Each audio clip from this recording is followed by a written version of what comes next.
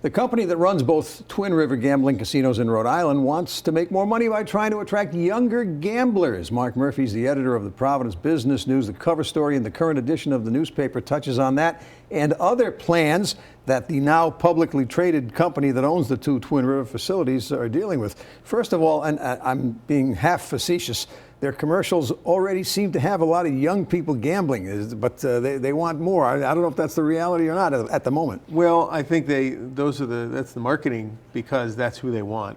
So far, at least, it's not really gaining as many of the younger gambling cohort as they'd like to. And one of the ways you attract them is also by the events you have. So they have concerts, they have other kinds of things going on.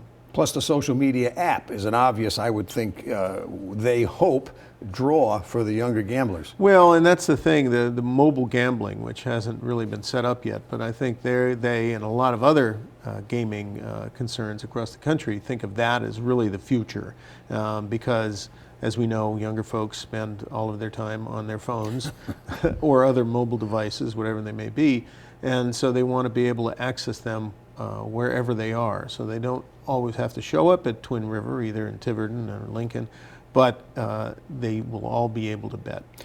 Interesting thing I got, well, many interesting things, but one of them I got from your interview between the reporter and the Twin River official. The table games are drawing what appears to be an all-male audience, which is different from the demographics of the slots and some of the other activity. Well, I think, and again, I think they have to try to adjust their demographics. So I don't know that they're going to be able to change the table games, but that's why, again, sports betting and mobile betting, they're really, to use a phrase, betting their future on those, the expansion in that direction. You know, it's funny, but you think Twin River.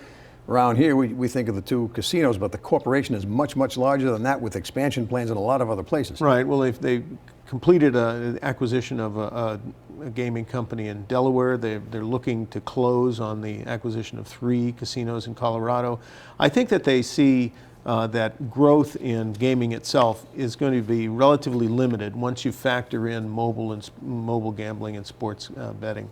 And so the only way really to grow your bottom line is to get economies of scale. So you add the revenue from these other facilities, but then the back office stuff, you can actually cut your costs and consolidate jobs. And what they're saying is that if they are able to succeed in that first end, which is buying other casinos, that there will be more jobs here as they expand their back office operations. And back here in Rhode Island, we hope and presume that they're recovering from the very beginning of part of their operation, when almost everybody bet on the New England Patriots winning the Super Bowl, and almost everybody won, and for once, in this case, the house lost. Yes, it did. So Rhode Islanders are going to be presented with a choice here.